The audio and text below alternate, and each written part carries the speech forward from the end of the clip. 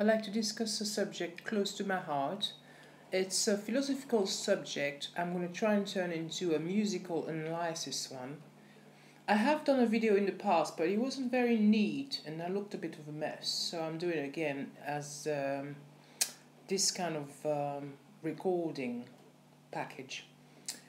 So, what I'd like to talk about is really Pascal, Blaise Pascal, who wrote in the 17th century about the need that mankind has for God, as opposed to Descartes, who really wrote about God's existence and tried to demonstrate it all his life, hence the cogito ergo sum.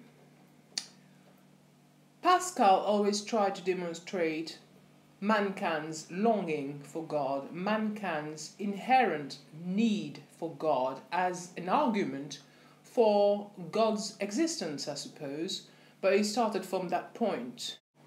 I will try and demonstrate how this need for God is anthropologically, I suppose, reflected in compositions, in the way voices and characters are painted in Mozart's masses. Those voices are raising themselves and rising up to heaven to try and reach to the God figure, which is often represented by a note, a musical entity or another. And those are just my theories, but I'm going to start from there. Vocal characters are also hypothetical in my analysis as well as others. However, it is interesting to observe how a bass, according to one composer's mind, or a soprano will express longing and ecstasy, longing for and ecstasy in front of God, and their spiritual joy or excitement or misery in one composition or another, according to one writer or another. The vocal characters will be however you put it, interesting to observe. And so I've taken that into consideration also. I will start by describing one of Pascal's great works called Le Divertissement in French, meaning literally the entertainment, I believe. And this piece gathers enough evidence to show how mankind, throughout their existence, human beings, avoid looking at the sadness and the meaninglessness, the meaninglessness of life, by diverting themselves, by avoiding to look at the painful truth that without God they are nothing.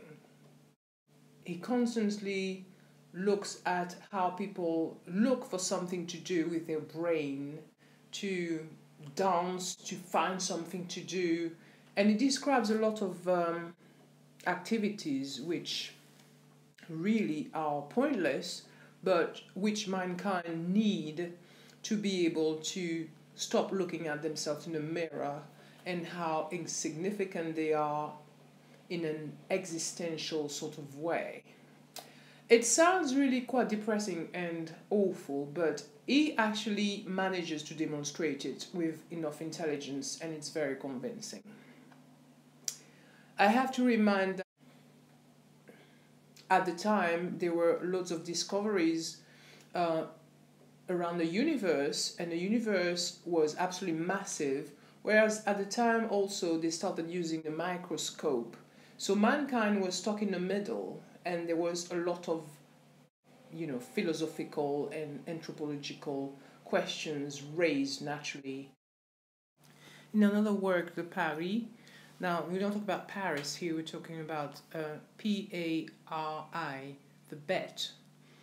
He uses mathematics and very complicated equations to demonstrate that man needs God. If man didn't need God, therefore, if man did need God, therefore, a absolute madness. I mean, it's a whole book of equations with constants and variance which he has created to debate this matter. My first illustration in this discussion will be the Rex exclamation in Rex Tremendi by Mozart in his Requiem. I hope that makes sense, but if you listen to the vocal and emotional high jumps towards that one word meaning king, that very word is stressed so much, and the voices are stretched, and the breath is stretched to that pitch. Having sung that piece, I remember the conductor really stressing on how much emphasis and how much emotion and passion should be on that word, how much aesthetic passion should be on this glorious admiration and outreach which this word should really be the focus of. I'm also reminded of the Pentecostal church's motto, which is to rise. They always insist on rising above difficulty, rising above every adversity and reality. And therefore, I am really reminded of Pascal also when he talks about mankind trying to forget about their pale existence and their pale, paltry level where they belong, trying to reach as a group to that word, which is obviously representing Jesus Christ.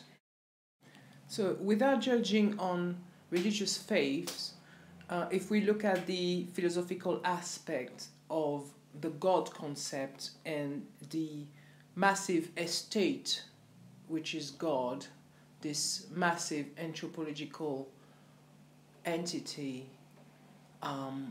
we are given an opportunity in this composition to see mankind reaching out to that collective subconscious or God figure, whatever you wish to call it.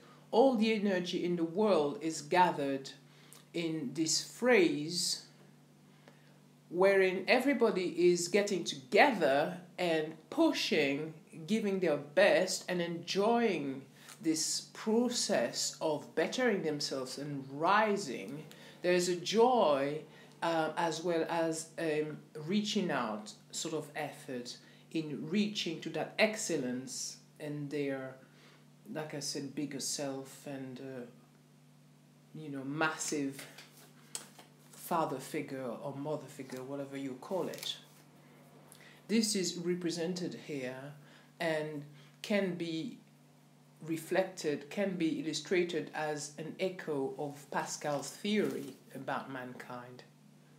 And therefore musicians and composers have this duty, have this calling to represent, to paint mankind in its faults or tendencies or greatness onto sheets of music paper. And this is what I'm trying to demonstrate here, that mankind is being represented as trying to reach for God, as needing God. This existential statement is very much underlined and accented by the time voices take to actually sit at the top and stress out their need and stress out their love and excitement while staying on that note on Rex.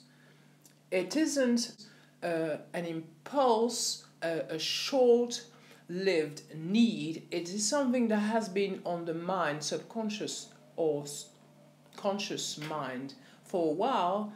It's probably a bit calculated because everybody's gathering together and making this plea and asking for quite a while, insisting. The wider area in sound as occupied by this large impact, this pool of color inflected by those voices on Rex, is also a wider area in any listener's memory. It is very much like a visual color. If you have a wider area of color, if you have a wider area of a stain, this memory will be longer lasting usually. It's interesting to note that whilst they stay up quite a long time on Rex, they don't actually stay as long as they could, for instance, in another composition such as Et incarnatus est, for instance, in the Mass in C, the soprano floats for a long time on top notes. In here, they are as stopped together back down and bouncing back and forth, trying to reach again as a group, and with the violins, they're coming back up, and it's interesting because obviously the composer wanted to paint a certain picture. Now, he could have painted people stopping at that level and others climbing up still or staying up. Some of the voices could have carried on, but they all stop and go back down and start again, and the violins are struggling between the lowest and the highest of this stave area they're covering with the surges symbolically.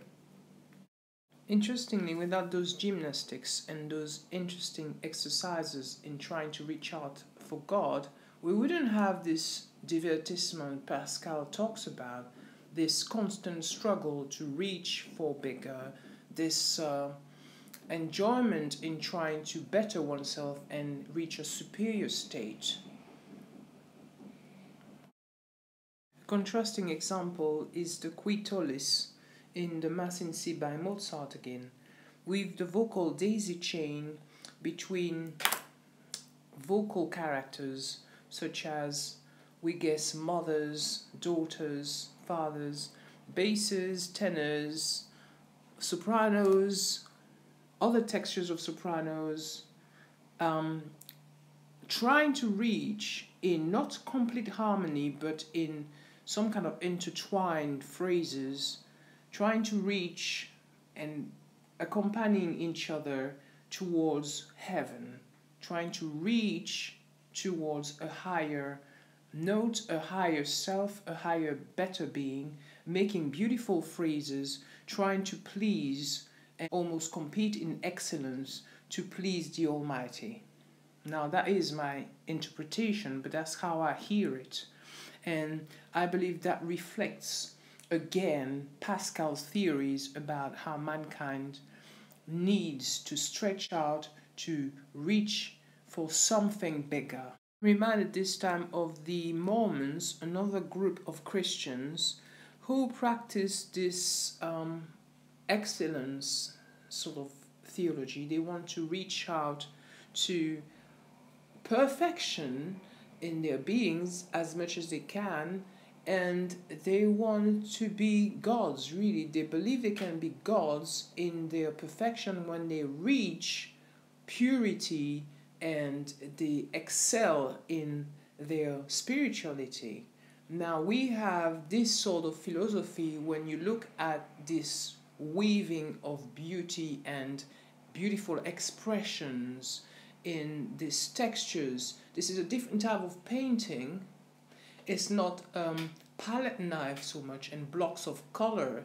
This is something painted by Sargent, is something with beautiful oils or watercolors which take shapes and delicately paint diluted colors and stresses contours and takes time to express beauty in human emotions. Obviously, those are a few theories of mine. I am trying to raise a few subjects around compositions, and I would very much appreciate if other people did other things like on YouTube and Vimeo and Dailymotion instead of vlogs about hair, which I love, but you know, I'd like for more people to join in and do more interesting things too about music, because obviously I haven't got the overall picture. It would be interesting to hear and read what other people have to express about this parallel between philosophers and musicians. I hope I haven't bored you too much, and I hope you subscribe if you want to, and I hope you have a great day. Take care. Goodbye.